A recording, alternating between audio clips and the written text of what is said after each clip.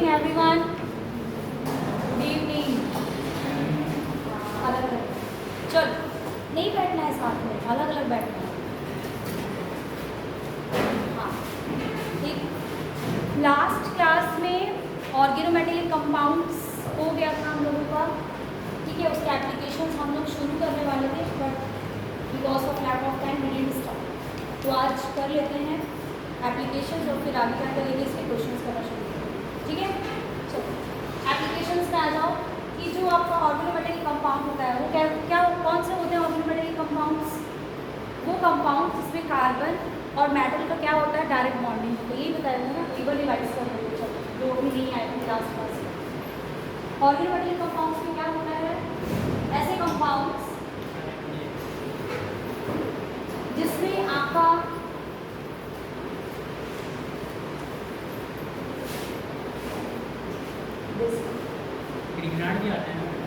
हाँ वो सभी कंपाउंड्स आएंगे आपको ऑर्गेनोमेटेलिक कंपाउंड्स में, जिसमें कंपाउंड का जो कार्बन है, आपका कार्बन एटम जो है हाइड्रोकार्बन का, वो आपका डायरेक्टली बॉन्डेड रहेगा मेटलॉइड या फिर नॉन मेटल से। ऐसे जितने भी कंपाउंड्स होते हैं जिसमें डायरेक्ट बॉन्डिंग होती है उसको क्या बोलते हैं, ऑर्गेनोमेटेलिक कंपाउंड्स कहते हैं। एग्जाम्पल इसमें दिया होगा फ्रैंकलिन रिएजेंट, जिसको हम डाई एल्किल जिंक बोलते हैं, Grignard reagent, alkyl magnesium halide. ये जो दो एग्जाम्पल आपका है, ये किसका एग्जाम्पल है, ऑर्गेनोमेटेलिक कंपाउंड का, ठीक है।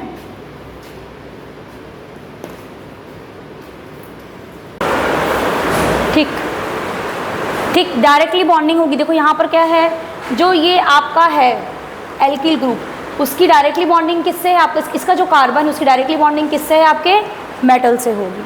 इसमें भी वही होगा, मैग्नीशियम से होगी। यहाँ पर अब एग्जाम्पल लास्ट क्लास में बताया था, लेकिन अभी since we are going to see its application, एक बार फिर से देख लो। ये जो है यहाँ पर जो आपका मेटल है, वहाँ पर डायरेक्टली बॉन्डिंग नहीं है कार्बन से, किससे है, ऑक्सीजन के थ्रू है। यहाँ भी देखो क्या है, ऑक्सीजन के थ्रू है, यहाँ पर आपका सल्फर के थ्रू है। तो ये जो होते हैं आपके, these are not your organometallic compounds, क्योंकि डायरेक्टली अटैचमेंट कार्बन और मेटल का नहीं है, ठीक है ना। यहाँ पर देखो एक और एग्जाम्पल दिया हुआ है आपका, ये जो आपका बोरॉन है यहाँ पर ऑक्सीजन से जुड़ा है, यहाँ भी ऑक्सीजन से, यहाँ भी ऑक्सीजन से, तो ये आपका ऑर्गेनोमेटेलिक कंपाउंड नहीं होगा, ठीक। यहीं पे अगर आपका जो बोरॉन है, देखो यहाँ पे डायरेक्ट कार्बन से जुड़ गया है, देख है ना, so it's like it's your organometallic compound. आगे देख लो, क्लासिफिकेशन भी बता दिया था, इसको 3 मेन कैटेगरी में क्लासीफाई करते हैं। पहला आपका होता है सिग्मा बॉन्डेड, जिसमें सिर्फ आपका सिग्मा बॉन्ड क्या होगा, उपस्थित होगा, ठीक। जैसे RMgX है, ठीक है, फ्रैंकलिन रिएजेंट है। इसमें जो आपका सिग्मा बॉन्ड बनता है उसमें कौन से मेटल्स ज़्यादातर इन्वॉल्व होते हैं, आपके नॉन ट्रांजिशन, मोस्टली ये कंपाउंड्स नॉन ट्रांजिशन या फिर मेटलॉइड एलिमेंट्स जो होते हैं आपके, ठीक है। याद रखिएगा जब हम टाइप्स पढ़ रहे हैं तो कौन से मेटल्स इन्वॉल्व रहेंगे, नॉन ट्रांजिशन और मेटलॉइड एलिमेंट्स आपके, जैसे कि ये आपके क्या होंगे, इन्वॉल्व होंगे ज़्यादातर, ठीक है, मैक्सिमम। पाई बॉन्डेड ऑर्गेनोमेटेलिक कंपाउंड्स में होता है, इसमें आपके ट्रांजिशन एलिमेंट्स क्या होंगे, मेटल्स जो होते हैं उनकी इन्वॉल्वमेंट होती है, ठीक। नेक्स्ट है आपका pi and sigma bonded organometallic compounds. ये मोस्टली आपका ग्रुप 6, 7, 8, 9 और 10, जब वो जीरो ऑक्सीडेशन स्टेट में अपने होते हैं तब इस तरह का आपका ऑर्गेनोमेटेलिक कंपाउंड आपको देखने को मिलेगा, जिसमें सिग्मा बॉन्ड भी होगा और क्या होगा, पाई बॉन्ड भी होगा। याद रहेगा 3 तरह के ऑर्गेनोमेटेलिक कंपाउंड्स,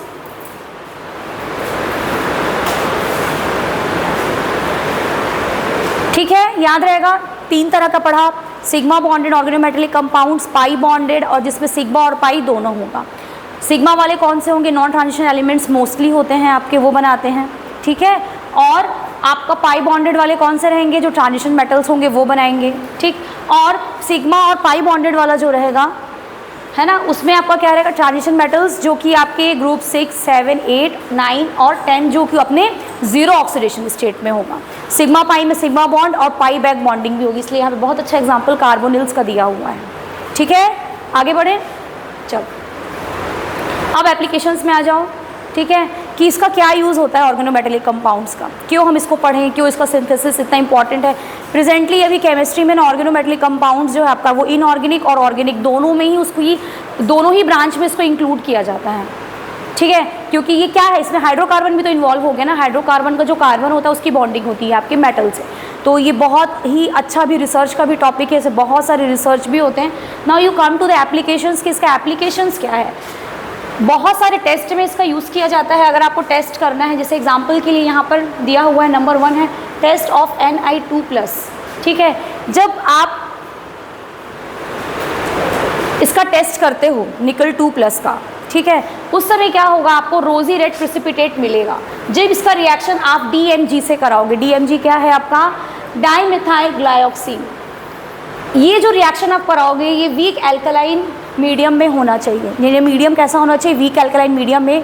जब आप DMG को ऐड करोगे, अगर उसमें निकल प्रेजेंट होगा तो आपको कैसा कलर मिलेगा, रोजी रेड प्रेसिपिटेट आपको मिलेगा। ठीक है, और अगर नहीं रहेगा तो नहीं मिलेगा। तो ये एक तरह का डिटेक्शन है। अगर आपको निकल को डिटेक्ट करना है तो बहुत ईजी है। Next you can come to the sulphide. इसमें आप क्या करोगे, सल्फाइड अगर प्रेजेंट है you have to just put sodium nitrochloride, आपको इसमें पुट करना है और आपको वॉयलेट कलर मिलेगा। वॉयलेट कलर मिलने से ये कंफर्म हो जाता है कि सल्फाइड, जिस चीज़ को आप डिटेक्ट करना चाह रहे थे, अगर सल्फाइड है तो आपको वो क्या करेगा, वॉयलेट कलर देगा, अगर नहीं है तो नहीं देगा। ठीक, now come to the test of Fe2+ और Fe3+। इन दोनों में आपका जो है पोटेशियम फेरोसाइनाइड, ठीक है, इसका हम लोग यूज़ करते हैं। इसमें क्या होगा, अगर आपका Fe2+ आयन है तो आपको टर्न बुल ब्लू कलर आपको मिलेगा, और यहाँ पर आपको प्रशियन ब्लू कलर मिलेगा। प्रशियम लिखा है, it is Persian blue colour, प्रशियम ब्लू कलर। ठीक है, और इससे आपका क्या हो जाएगा, डिटेक्ट हो जाएगा। 2 नीले रंग मिलेंगे, लेकिन दोनों नीले रंग क्या रहेंगे, अलग अलग तरह के नीले रंग रहेंगे। बात समझ में आया। तो ये यूज़ किया जाता है आपको डिटेक्शन के लिए, Fe2+ और Fe3+ के डिटेक्शन के लिए। एक और है Fe3+ के लिए, पोटेशियम थायोसाइनाइड को अगर आप ऐड करते हो, ठीक है, तो वहाँ पर अगर आपका Fe3 प्रेजेंट है तो आपको ब्लड रेड कलर देखने को मिलता है। इसी तरह से कॉपर का टेस्ट अगर करना है तो इसमें भी आप क्या करोगे, पोटेशियम फेरोसाइनाइड डालोगे, अगर कॉपर है तो आपको चॉकलेट ब्राउन कलर मिलेगा। तो अलग अलग कलर्स मिलते हैं इसमें। तो कलर से हम बता सकते हैं कि कौन सा मेटल उसमें प्रेजेंट है। ब्राउन रिंग टेस्ट, ये बहुत फेमस टेस्ट है, आप लैब में भी करते हो, नाइट्रेट आयन को निकालने के लिए रेडिकल टेस्ट में करते हो ना इसको। ठीक है, ये वाला भी करते हो। प्रशियन ब्लू कलर भी आपको मिलता है, ब्लड रेड कलर, ये सब आप करते हो अपने लैब में। ठीक है, यहाँ पर क्या करना है आपको, देखो रिंग टेस्ट होती है ये, इसमें क्या करना है, यहाँ पर रिडॉक्स रिएक्शन होती है, यानी ऑक्सीडेशन भी हो रहा है और क्या हो रहा है, रिडक्शन भी हो रहा है साथ में। ठीक है, तो इसमें आपका क्या होता है, जब आप नाइट्रेट का रिंग टेस्ट जब आप करते हो तो जो ब्राउन कलर का रिंग बनती है उसमें, ठीक है, वो किस लिए बनती है, एक कॉम्प्लेक्स फॉर्मेशन के कारण ही बनती है। और वो कॉम्प्लेक्स फॉर्मेशन जो होता है आपका ऑर्गेनोमेटेलिक कंपाउंड के कारण ही होता है, क्योंकि ये एक कॉम्प्लेक्स का फॉर्मेशन करता है आपका नाइट्रेट के साथ। ठीक है, ये इसके एप्लीकेशंस हैं जो यूज़ किया जाता है। जैसे कि आपको एक सैम्पल दे दिया गया, बोला कि इसमें क्या क्या चीज़ें प्रेजेंट हैं, क्या क्या प्रोबेबिलिटी है, कौन कौन से मेटल प्रेजेंट है। अगर हमने कह दिया कि चलो 4-5 मेटल्स हैं, इसको आप करो, तो उसके लिए आपको पता होना चाहिए कि आपको क्या रीएजेंट डालना है जिसके कारण आपको ये टेस्ट मिलेंगे। बात समझ में आ रही है ना। तो इसलिए ये आपका ना केमिस्ट्री के लैब में ये बहुत यूज़ होता है। ठीक है, आगे बढ़ते हैं। If excess of KCl potassium cyanide, अगर आप इसको ऐड करते हो कॉपर सल्फेट में, ठीक है, तो CuCl कॉपर साइनाइड का फॉर्मेशन होता है जो कि आपका इनसॉल्युबल होता है। बट लेटर ऑन क्या होता है, वो आपका जब KCl आप बहुत ज़्यादा मात्रा में डालोगे तो ये आपका जो प्रिसिपिटेट है ये क्या होता है, आपका सॉल्युबल कॉम्प्लेक्स में कन्वर्ट हो जाता है। ठीक है, उसके बाद नेक्स्ट है आपका AgCl और Ag are precipitate are soluble in ammonia और अमोनियम हाइड्रोक्साइड। ऐसे ये प्रिसिपिटेट आपका क्या है, सॉल्युबल नहीं होता है, लेकिन जब आप इसको इसमें डालते हो, ठीक है, तो ये आपका क्या करता है, सॉल्युबल कॉम्प्लेक्स का फॉर्मेशन कर देता है। बात समझ में आ रही है, कॉम्प्लेक्स बन रहा है इसीलिए वो सॉल्युबल हो रहा है। बात समझ में आ रही है। ठीक है, फोटोग्राफी में भी इसका यूज़ किया जाता है। इसी तरह से आपको बहुत सारे यूज़ दिए गए हैं। विल्किंसन कैटलिस्ट कुछ इंपॉर्टेंट जो है वो बता देती हूँ। विल्किंसन कैटलिस्ट, ये सब आपको जब आप सिंथेसिस पढ़ोगे ऑर्गेनिक केमिस्ट्री में तो ये सब कैटलिस्ट का यूज़ किया जाता है। फिर हार्डनेस ऑफ वाटर, ठीक है, एडिटा का यूज़ किया जाता है, कितना पानी आपका क्या है, खा रहा है, हार्डनेस ऑफ वाटर को डिटेक्ट करने के लिए। लेड पॉइजनिंग के लिए ये क्वेश्चन अक्सर पूछता है, CaEDTA, इसका यूज़ कब किया जाता है? लेड पॉइजनिंग को रिमूव करने के लिए किया जाता है। जो शीशे की पॉइजनिंग होती है ना, उसको रिमूव करने के लिए इस सॉल्यूशन का यूज़ किया जाता है। बायोलॉजिकल इंपॉर्टेंस में आ जाइए। जब शुरू किया था तभी आपको बताया था कोऑर्डिनेशन कंपाउंड्स जो हमारे नेचर में पाया जाता है, जैसे हेमोग्लोबिन है, उसमें क्या है? आयरन है ना। उसके बाद क्लोरोफिल है, वो भी कोऑर्डिनेशन कंपाउंड है, उसमें क्या होता है आपका? मैग्नीशियम होता है। उसके बाद B12 है आपका, विटामिन B12, साइनोकोबालामिन जिसको बोलते हैं, उसमें कौन सा आपका कोऑर्डिनेशन कंपाउंड जो है वो किस चीज़ का है? वो आपका उसमें मेटल कौन सा है? कोबाल्ट है। तो इसका बायोलॉजिकल इंपॉर्टेंस भी बहुत ज़्यादा आपको देखने को मिलता है। अब आ जाइए क्वेश्चंस पे। यहाँ तक आपका जो लेक्चर वाला पोर्शन था वो कंप्लीट हो चुका है, ठीक है। इससे ज़्यादा कुछ नहीं पूछेगा। मेन है कि अब आप क्या करो? क्वेश्चंस को प्रैक्टिस करो, ठीक है। क्वेश्चंस लगाना शुरू करते हैं, ठीक है। बैठे मत रहिएगा, PDF भले सेंड कर दिया है लेकिन इसको करना भी है आपको, है ना। चलो देखो, which of the following sets are the examples of coordination isomerism. Coordination isomers का मैंने बताया था कि सिर्फ कोऑर्डिनेशन स्फीयर के अंदर ही आपको क्या है? चेंज देखने को मिलेगा, ठीक है। तो देखो ये वाला कौन सा है? CONH3 6 CrCN6। फिर यहाँ पर क्या है? CO की जगह, CO के बाद क्या आ गया है? CN यहाँ चला गया है और NH3 क्या हो गया है? यहाँ पर आ गया है। तो ये क्या? ये कोऑर्डिनेशन आइसोमेरिज्म है। कोऑर्डिनेशन स्फीयर के अंदर ही लिगेंड्स का चेंज होता है, मैंने ये बताया था आपको, याद आया? उसके बाद नेक्स्ट देखो, अभी आंसर पे मत जाओ, चलो ये बता दिए, ये कोऑर्डिनेशन के अंदर ही हो रहा है। ये कौन सा हो गया आइसोमेरिज्म आपका? ये हो गया आपका कोऑर्डिनेशन आइसोमेरिज्म, क्योंकि कोऑर्डिनेशन स्फीयर के अंदर ही क्या हो रहा है? लिगेंड्स का एक्सचेंज हो रहा है। So it is an example of coordination isomerism. Second वाला किसका एग्जांपल है? हाँ, कहाँ से? आयोनाइजेशन। वाटर इन्वॉल्व है ना, वाटर यानी कि हाइड्रेट आइसोमेरिज्म बताया था ना। जब कोऑर्डिनेशन स्फीयर के अंदर भी वाटर हो सकता है और कोऑर्डिनेशन स्फीयर के बाहर भी। यहाँ पर देखो 5 वाटर मॉलिक्यूल्स हैं, यहाँ पर 4 है, एक बाहर आ गया, ठीक है, 2 बाहर आ गए। यहाँ पर एक बाहर था, यहाँ पर 2 बाहर आ गए, है ना। तो this is example of hydrate isomerism, ठीक। उसके बाद यहाँ पर देखो, ये किसका एग्जाम्पल है? ब्रोमो बाहर चला गया है इसमें, और इसमें क्या हो गया आपका? सल्फेट बाहर चला गया है। कौन से स्फीयर में चला गया है? आयोनाइजेशन स्फीयर में चला गया है। तो ये किसका एग्जाम्पल हो गया? आयोनाइजेशन आइसोमेरिज्म का एग्जाम्पल हो गया। ये बताइए ये किसका एग्जाम्पल है? ये किसी पर्टिकुलर का एग्जाम्पल है क्या? क्योंकि ये एक अलग है, ठीक है, और ये आपका अलग है। तो ये किसी भी इसमें से आपका कहीं भी सेट नहीं हो रहा है। ऐसा कुछ पढ़ाया है क्या? ऐसा कुछ नहीं पढ़ाया है। कौन कौन सा पढ़ाया है? लिंकेज पढ़ाया है, जब एम्बिडेंट लिगेंड से इन्वॉल्व होते हैं, पढ़ाया है ना लिंकेज वाला, ठीक है। कोऑर्डिनेशन पढ़ा, और कौन सा पढ़ाया? कोऑर्डिनेशन पढ़ाया है, हाइड्रेट पढ़ाया है, आयोनाइजेशन पढ़ाया है, ठीक है, ये सब पढ़ाया है ना। इस तरह का तो नहीं था, कुछ था क्या इस तरह का? किसी में आएगा क्या ये? यहाँ पर भी कोऑर्डिनेशन नंबर 4 है, यहाँ भी 4 है और यहाँ भी 4 है, लेकिन यहाँ पर आपके 2 अलग अलग लिगेंड है, इसमें पूरा एक लिगेंड है, इसमें भी एक पूरा लिगेंड है। तो ऐसा वाला तो नहीं होगा, ठीक है। क्वेश्चन में आइए, क्वेश्चन क्या था? कौन सा इसमें से आपका कोऑर्डिनेशन आइसोमेरिज्म है? तो सही ऑप्शन कौन सा है आपका? नंबर 1, यही आपका क्या है? कोऑर्डिनेशन आइसोमेरिज्म है। उसके बाद नेक्स्ट आ जाओ, number of geometrical isomers. Geometrical isomers का भी मैंने आपको एक चार्ट भेजा था, देखा है? ये कौन सा है? MA3B3, याद आया? भेजा था। कोऑर्डिनेशन नंबर इसमें क्या है आपका? बताओ कितना कोऑर्डिनेशन नंबर है? कितने लिगेंड्स अंदर जुड़े हुए हैं मेटल से? हाँ, 3। कोऑर्डिनेशन नंबर 3 तो पढ़ाया ही नहीं मैंने, कहाँ से 3? अरे गजब कर दिए यार,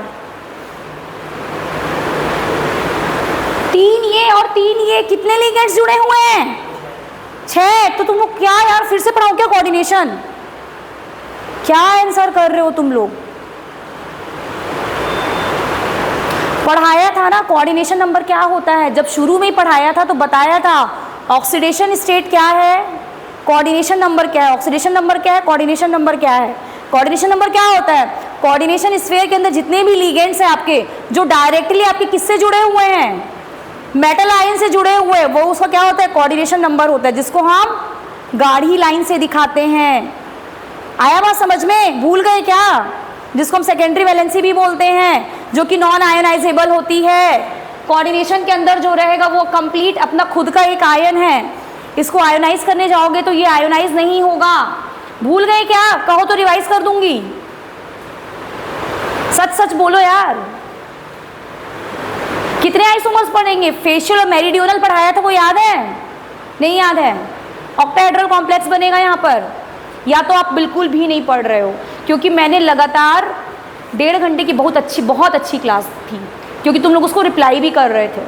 इसका मतलब ये है कि आप लोग घर जाके बिल्कुल भी रिवाइज ही नहीं किए हो, खोल के देखे ही नहीं हो। मैंने कहा था आप लोगों से घर जाकर प्लीज़ इसको रिवाइज करिएगा, वरना सब भूल जाओगे। बहुत सारे कैलकुलेशंस थे, कहा था ना, 1.5 घंटे की 2-2 घंटे की क्लासेस लगी थी, तब मैंने कहा था कि बहुत सारा पढ़ा दिया है, गो एंड रिवाइज इट। अब क्वेश्चंस करने बैठोगे तो बनेंगे ही नहीं। आज घर जाके सभी लोग कोऑर्डिनेशन का पूरा नोट्स भी भेजा है, वो पूरा का पूरा पढ़ के आओगे, तभी कल क्वेश्चंस बना पाओगे, इसी में अटक जाओगे नहीं तो। कोऑर्डिनेशन नंबर कितना है इसका? 6। कैसा अरेंजमेंट होगा बताया था आपको।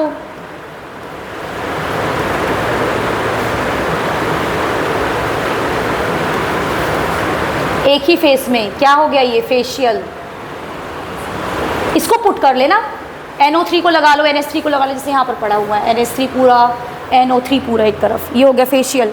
एक और बनेगा, कौन सा बनेगा? मेरिडियोनल। जब मैंने कहा था कि तीनों साथ में नहीं आएंगे, बताया था ना, एक ट्रायंगल जैसा बनता है एक ही फेस में, बताया था ये चीज़ मैंने, ठीक है। यहाँ पर एक ट्रायंगल जैसा आपको देखने को मिलेगा, एक पूरा फेस देखने को मिलेगा, दैट्स व्हाई इट्स फेशियल। फिर मेरिडियोनल का क्या होगा आपका, ये देखो, CO, NO2, फिर NH3 यहाँ लिख लो, फिर एक NH3 इधर कर लो, फिर यहाँ पर NO2, मतलब लगातार नहीं रहेगा, है ना, लगातार रहता है अगर एडजेसेंट में, then it's going to be your facial. अब यहाँ पर क्या हो गया, ये देखो, ये ऐसा रहेगा, बात समझ में आई? ये इस तरह का रहेगा, साथ में लाइन से यहाँ पर आपको देखने को नहीं मिलेगा, इट्स मेरिडियोनल, MERC। यानी कितने आइसोमर्स पॉसिबल है इसके? 2 आइसोमर्स पॉसिबल हैं, ठीक है ना। उसके बाद number of isomeric forms in this one, कौन सा है इसमें, कितना है कोऑर्डिनेशन नंबर, बताओ तो जी जरा सा। MA4B2 कितना है? 6 कोऑर्डिनेशन नंबर है इसका भी, ठीक है। तो इसका कितना होगा, आपको मैंने कहा था इसमें कितना आएगा आपका, केवल 2, ठीक है। एक सिस रहेगा और एक क्या रहेगा, ट्रांस रहेगा। अगर इसकी जगह ये भी होता है MA4BC,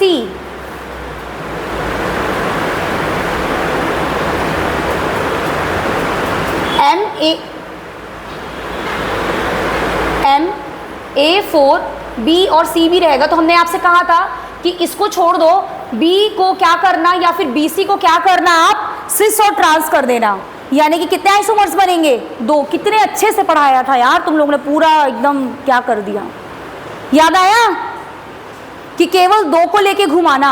ये भी बताया था कि अगर चारों अलग होंगे तो क्या करना, 2 सिस बन जाएगा और एक ट्रांस बन जाएगा। ये भी बताया था कि अगर कोऑर्डिनेशन नंबर 4 है, ABCD है, तो 2 लेके चलना, AD को लेके चलना, AD को 2 बार सिस रखना और AD को 1 बार ट्रांस कर देना, तो 3 आइसोमर्स बन जाएंगे। बताया था कि नहीं? कुछ नहीं पता, नहीं कौन सी दुनिया में रहते हो, ठीक है। तो इसमें कितने आइसोमेरिक फॉर्म्स आपके रहेंगे, 2। Now total number of possible coordination isomers for the complex कितना होगा बताओ, CuNH3 4, कोऑर्डिनेशन नंबर कितना है इसका, यहाँ पर 4 है और यहाँ भी कितना है, 4 है। तो कितना बनाओगे इसका, आप क्या करो, देखो, एक तो यही आइसोमर रहेगा आपका, एक तो ये खुद है। उसके बाद कैसे बनाओगे, उसके बाद क्या करो, एक अमोनिया निकाल के यहाँ भेजो और एक Cl यहाँ भेजो, देखो दिखा, एक Cl क्या हुआ, यहाँ आ गया और एक अमोनिया यहाँ चला गया, ठीक। उसके बाद क्या करो, 3 Cl को यहाँ भेजो और एक अमोनिया, यानी कोऑर्डिनेशन नंबर आपका चेंज डिस्टर्ब नहीं होना चाहिए, इतना याद रखना, ठीक है। अगर एक Cl है तो 3 अमोनिया, 3 Cl है तो 1 अमोनिया, फिर यहाँ पर क्या होगा, 3 अमोनिया है तो 1 Cl, ठीक है। उसके बाद क्या करो, पूरा का पूरा Cl दे दो कॉपर को और पूरा का पूरा आपका एमीन जो है वो दे दो प्लैटिनम को। तो टोटल कितने आइसोमर्स होंगे आपके? 4। बनाओ जी जरा सा इसको, बनाओ तो, चलो तो बनाओ, चलो देखना नहीं है, मैं चेंज कर दे रही हूँ स्लाइड इसलिए। चलो बनाओ, क्या था क्वेश्चन? CuNH3 था,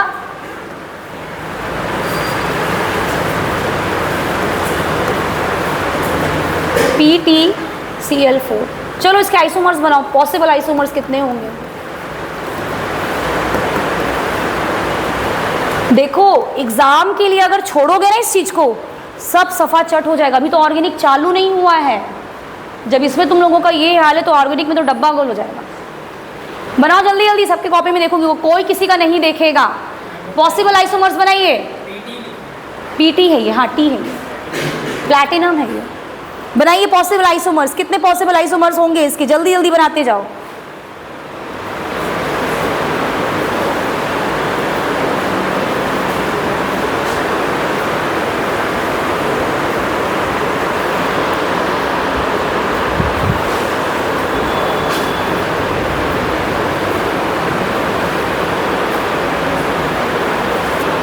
चलिए आगे देखिए, आंसर्स को मैच करिएगा। ये देखिए, just match your answers whether you have done it right और रॉन्ग। एक तो वो खुद आइसोमर, एक टोटली पूरा एक्सचेंज कर दो, क्लोरो पूरा क्लोरो ग्रुप उधर दे दो, चारों एमीन ग्रुप इसको दे दो, प्लैटिनम को दे दो, है ना। उसके बाद एक एक क्लोरीन, एक एक एमीन का एक्सचेंज हो जाएगा, और क्या हो जाएगा आपका? 3 क्लोरीन और 3 एमीन ग्रुप का एक्सचेंज हो जाएगा। बहुत सिंपल है ये, बहुत सिंपल क्वेश्चन है ये, इसको नहीं कर पा रहे हो। चलो आगे बढ़ जाओ।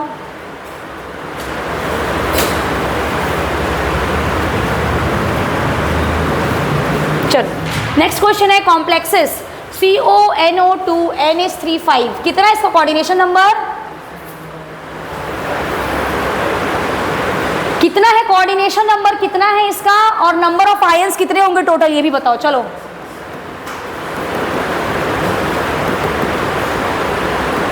बताइए कितने होंगे। दो क्वेश्चन मैंने आपसे पूछा है, इसका कोऑर्डिनेशन नंबर कितना, टोटल नंबर ऑफ आयंस कितने होंगे?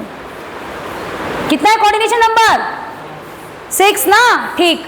इसका भी उतना ही है ना, 5 और 1 6, 5 और 1 6। चलो number of ions, total ions पूछ रही हूँ, 2 क्लोरीन के और 1 इसका कॉम्प्लेक्स का, इसमें भी 2 क्लोरीन का और 1 कॉम्प्लेक्स का, यानी टोटल आपके 3। ठीक है, चलो द कॉम्प्लेक्सेस, ये कौन सा आइसोमर का एग्जाम्पल है ये बताइए। कौन सा लीगेंड है? देखो कहाँ देखना है, ये तो बिल्कुल सेम है, ये ओके है। अब यहाँ पर आपका क्या आ गया? नाइट्रो और नाइट्रीटो O, याद है, नाइट्रीटो N नाइट्रीटो O, that means ambient ligand, यानी कि एम्बिडेंट लीगेंड क्या, लिंकेज बदल गया ना, दैट मीन्स लिंकेज आइसोमेरिज्म। कहाँ है ऑप्शन? ये रहा, लिंकेज आइसोमेरिज्म। आई बात समझ में? ठीक है। उसके बाद the type of isomerism exhibited in complex PtNH3,4Cl2Br2 is and are. कौन सा आइसोमेरिज्म ये आपका शो करेगा, ये बताइए। लिंकेज दिखा सकता है क्या? अलग अलग हो जाए तो बताइए, हो सकता है क्या? नहीं हो सकता है, क्योंकि उसके लिए हमको एम्बिडेंट लीगेंड चाहिए, ये नहीं होगा। आयोनाइजेशन हो सकता है, हो सकता है ना। एक बार ही देखो, ये तो 4 है, ये उसमें कोई चेंज नहीं आएगा, ये बाहर आ सकता है, ये अंदर जा सकता है, यानी आयोनाइजेशन तो हो सकता है, और ज्योमेट्रिकल भी होगा। That means option number 4, ionisation भी है एंड कौन सा है आपका? ज्योमेट्रिकल भी है। दोनों आइसोमेरिज्म आपको इसमें देखने को मिलेगा। ठीक है, नेक्स्ट क्वेश्चन में आइए। The complex given below are, अरे कुछ नहीं है, ये एकदम सिंपल, ज्योमेट्रिकल नहीं है ये। यहाँ भी ऐसे ट्रांस टाइप का दिख रहा है, यहाँ भी ट्रांस जैसे दिख रहा है ना। तो इट्स ज्योमेट्रिकल कब होता है? जब आपका सिस और ट्रांस दोनों हो, राइट।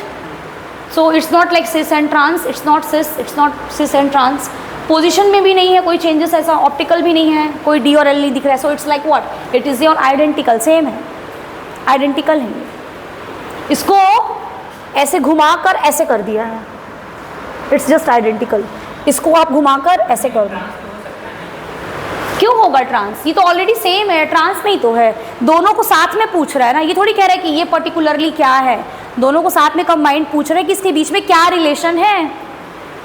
बात समझ में आ रही? डायरेक्ट रिलेशन पूछ रहा है, ये नहीं पूछ रहा है कि सिस है कि ट्रांस है, पूछ रहे क्या ये ज्योमेट्रिकल आइसोमर है। अगर इसमें से एक सिस होता और एक ट्रांस होता तो आप इसको बोल सकते थे, बट ये नहीं है। क्लियर है? आगे बढ़े, है ना, ये क्या है आपका आइडेंटिकल है। आगे बढ़ो, आगे क्वेश्चंस देखो।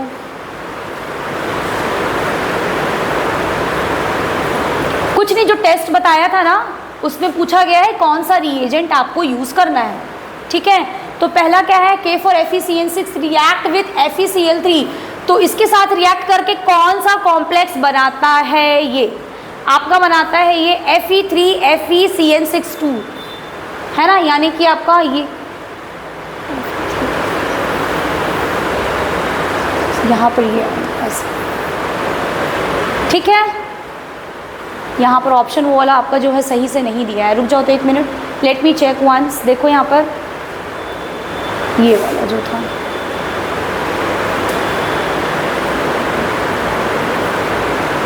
ये इस कॉम्प्लेक्स का फॉर्मूला पूछा गया है आपसे।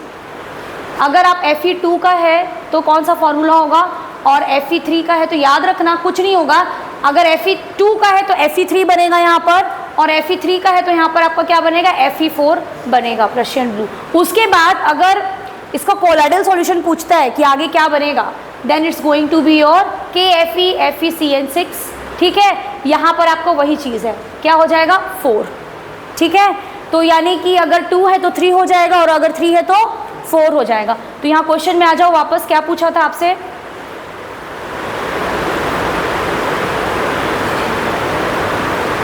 ठीक है, Fe3, ठीक है, वो होगा आपका। यहाँ पर ऑप्शन ना वो दिया नहीं है, बट यहाँ पर कहीं आपका वो ऑप्शन होना चाहिए, ठीक है।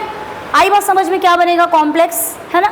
उसके बाद नेक्स्ट है क्वेश्चन आपका, कौन सा रिएजेंट यूज़ करते हैं हम लोग निकल आयन को डिटेक्ट करने के लिए? DMG, डाईमिथाइल ग्लाइऑक्सिन, ठीक है, इसी को यूज़ किया था ना डिटेक्शन के लिए। कौन सा कलर आया था, कभी कभी पूछते हैं कौन सा कलर मिलेगा आपको, रोजी रेड प्रेसिपिटेट, ठीक है। आगे बढ़ते हैं। अगर किसी को लेड पॉइजनिंग हो रही है तो उसको क्या खिलाना पड़ता है, कौन सा वाला, कैल्शियम के साथ जो उसका कॉम्प्लेक्स बना हो उसको खिलाना पड़ता है, ठीक है। तो लेड पॉइजनिंग क्या होती है, उसकी क्योर हो जाती है। जिगलर नाटा कैटलिस्ट कौन सा है, ये क्वेश्चन अक्सर पूछता है। जिगलर नाटा कैटलिस्ट का नाम क्या है, ये है आपका जिगलर नाटा कैटलिस्ट, ये वाला, ठीक है। ट्राई इथाइल एल्यूमिनियम, ठीक है। इथाइल ग्रुप आपका जो होता है 3 रहेगा, try ethyl aluminium, tetra chloro titanium, ये कॉम्बिनेशन जो होता है इसको हम क्या बोलते हैं, जिगलर नाटा कैटलिस्ट। ऑर्गेनोमेटेलिक कंपाउंड का ये बहुत इंपॉर्टेंट कैटलिस्ट है, जिगलर नाटा कैटलिस्ट, इसको याद रखिएगा, ठीक है। उसके बाद नेक्स्ट आइए, इसका किस में यूज़ किया जाता है, आपका पॉलीमराइजेशन में आप इसको पढ़ोगे, ठीक है। नेक्स्ट है आपका विच इज और आर ऑर्गेनोमेटेलिक कंपाउंड, कौन कौन सा इसमें से ऑर्गेनोमेटेलिक कंपाउंड है। RMgX है ये तो, यानी ये तो है, ग्रिग्नार्ड रिएजेंट पढ़ा था, ठीक है। ये क्या है आपका, सोडियम मेथोऑक्साइड, सोडियम मेथोऑक्साइड, ये नहीं है, ठीक है, ये नहीं है, सोडियम मेथोऑक्साइड नहीं होता है, ठीक। फिर है ट्राई मिथाइल बोरॉन, यानी बोरॉन किससे जुड़ा है आपका, मिथाइल ग्रुप से, ऐसे, है ना। तो यहाँ पर भी डायरेक्ट बॉन्डिंग हमको क्या है देखने को मिल रही है, ये है आपका TEL, टेट्रा इथाइल लेड, इसका यूज़ किया जाता है, एंटी नॉकिंग एजेंट होता है ये, ठीक है। तो ये तीनों हैं, कौन सा ऑप्शन सही होगा आपका, ओनली वन 2, कौन सा वाला होगा, 1 भी है, 3 भी है और 4 भी, यानी कि 4th ऑप्शन आपका क्या है, सही है, ठीक है। इसको नहीं ठीक लगा, चलो यहीं पे रोकते हैं ऑनलाइन क्लास, फिर अभी तो हम लोग पढ़ेंगे, ठीक है।